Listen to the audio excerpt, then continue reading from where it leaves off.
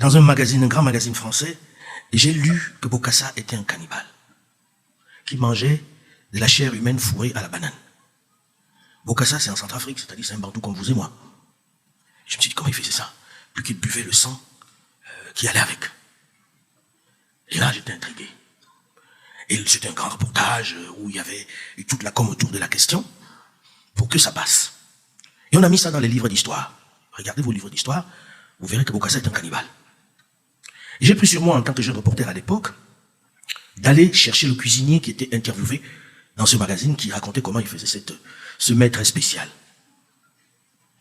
Je suis arrivé à Bangui avec toutes les difficultés que l'on peut avoir, mais j'ai retrouvé le vieux monsieur, qui était déjà fatigué. Et quand je lui dis, voilà le journal où vous avez dit ceci, son fils traduit, et le vieux a fondu en larmes. Il dit, mais je n'ai jamais donné d'interview de ma vie. Je ne sais même pas de quoi vous parlez. Comment on peut parler de manger de la chair humaine fourrée à la banane? Mais comment on peut faire ça? Ça se fait où? Et je lui dis, mais c'est écrit là. Jamais il n'avait dit ça. Savez-vous comment ça avait été monté? Simplement parce qu'à un moment donné, Bokassa devenait très embêtant pour Giscard, qu'il réclamait l'argent de ses diamants, parce que Giscard, entre eux c'est des consanguins, Giscard lui avait amené un bonhomme en disant, c'est un grand diamantaire. Il va vendre vos diamants. Savez-vous comment s'appelait ce monsieur? Bernard Tapie, qui n'avait jamais vu un diamant de sa vie, mais qui d'un coup devenait diamantaire. Et on lui a donné les diamants et ils se sont assis sur l'argent.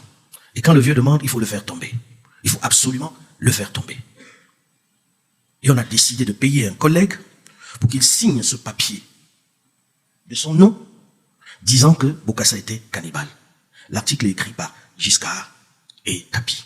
Et quand je vais voir ce monsieur qui après ça a quitté la presse, il était dans les bateaux à Sète, dans le sud de la France, il me dit, Alain, je n'ai fait que signer ce papier, je ne l'ai jamais écrit, et je n'ai jamais été en Centrafrique. Les incongruités comme celle-là, il y en a tellement.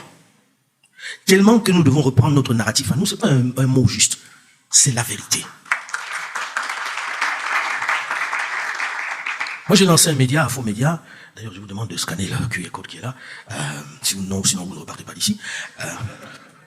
Parce que des incongruités comme celle-là, j'en ai rencontré pendant toute ma carrière.